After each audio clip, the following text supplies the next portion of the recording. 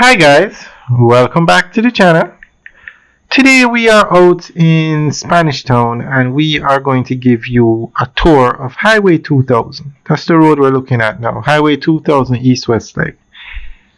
And we're going to talk about trains restarting in Jamaica, passenger train service. Now, do you guys know the second and third largest contractors in the world are railway contractors, contractors that work on railways? Two Chinese contractors, and one of these contractors wanted to restart the train service in Jamaica. This was back in 2005. They came to Jamaica. They said they would pay 85% of the cost to get the trains up and running.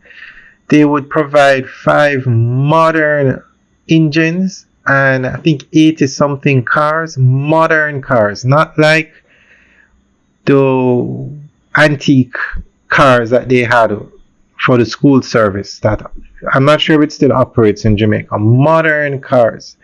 They would set up 18 train stations in Jamaica. And they were interested in starting with Kingston to Montego Bay, 18 stations. And it would have cost 354 million US dollars, which is not a big amount when you look into perspective. The highway from Kingston to Ocho Rios cost 750 million US. This Chinese contractor was interested and they would pay 85% of the cost. And do you know what stopped the trains from starting back up in Jamaica? This highway. Highway 2000 has a clause in it, a revenue clause. I'm going to read the section. We're going to go through an article that gives more information on all of this. A major barrier was a legal clause in the concession agreement for Highway 2000, which had been built and was operated by French company Bogues. This agreement included a protection clause that restricted the Jamaican government from establishing any competing form of mass transport, such as passenger rail, that might reduce toll revenue. If the railway diverted traffic from the highway, the government would be financially liable to compensate the toll operator. That was probably the main reason why the trains did not start running again in Jamaica in 2005. No, Jamaica needs trains. This is the highway. It's a very nice highway, but not sure why they put that clause in there.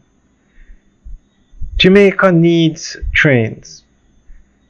The largest population in Jamaica is in Kingston, Portmore, Spanish Town. Largest population. But you have areas that are booming with activity like the North Coast. And one of the major problems you have is to get people to work in the hotels. They probably live in Kingston. So the hotels now have to be looking about housing. While if we had a train that could take people from Kingston to Montego Bay daily, it would definitely help.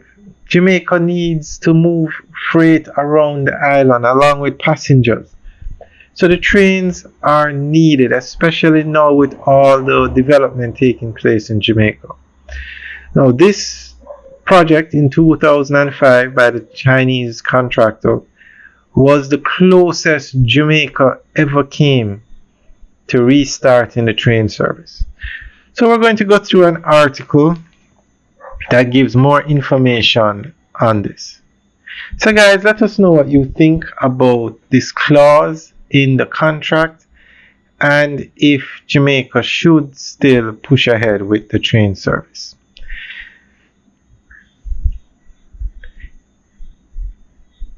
Jamaica's rich railway history is both a legacy of colonial enterprise and a symbol of modern decline. Once the backbone of national transport, the country's railways fell into disuse by the early 1990s. In early 2000, the Jamaican government looked to rekindle this legacy and solve growing transportation challenges by inviting foreign partners to assist in modernizing the rail system.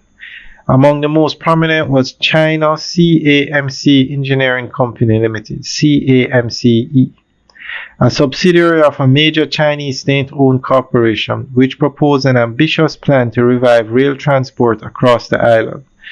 While the promise was substantial, the project ultimately never materialized. In 2005, Jamaica signed a Memorandum of Understanding with China National Machinery and Equipment Import and Export Corporation, with CAMCE designated to take the lead on technical and construction work. The agreement focused initially on reviving the Spanish Town to Kingston line with the long-term aim of expanding to other major urban and industrial centers. CAMCE plan was detailed and comprehensive, replacing outdated 85-pound rails with modern 105-pound steel buildings, building or refurbishing 18 railway stations, supplying new locomotives, passenger coaches, and freight wagons, and constructing supporting facilities for operations and maintenance.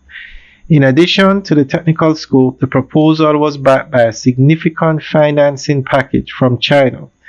The estimated cost of the full project was US $354 million, with the Chinese government expected to finance approximately 85%, making the offer attractive for a cash-strapped developing economy like Jamaica. Chinese engineers even claimed the project could be operational within 20 months of final approval. Despite the grand plans, the project quickly stalled and never progressed beyond the design and feasibility stages. A major barrier was a legal clause in the concession agreement for Highway 2000, which had been built and was operated by the French company Bourgs. This agreement included a protection clause that restricted the Jamaican government from establishing any competing form of mass transport, such as passenger rail, that might reduce toll revenue. If the railway diverted traffic from the highway, the government would be financially liable to compensate the toll operator. This legal complication severely limited what CAMCE could do. The Chinese were reportedly frustrated that they could not design a system with full passenger capability. Instead, the government asked CAMCE to restrict the proposal to match the rail network's pre-closure capacity, which undermined the entire purpose of modernizing and expanding the railway. In addition to the concession issue, bureaucratic delays, inconsistent political will, and fears about taking on more external debt contributed to the project's demise. Successive Jamaican administrations expressed interest in reviving rail transport, but none followed through with required commitments. The Jamaican public sector also lacked the institutional readiness to manage such a complex cross-sector project. While the CAMCE project never advanced beyond the study phase, it played an important role in reigniting interest in rail as a national development issue. Alright guys, that's the end of the update article. So let us know what you think. Leave your comments in the section below. Alright guys, have a good day.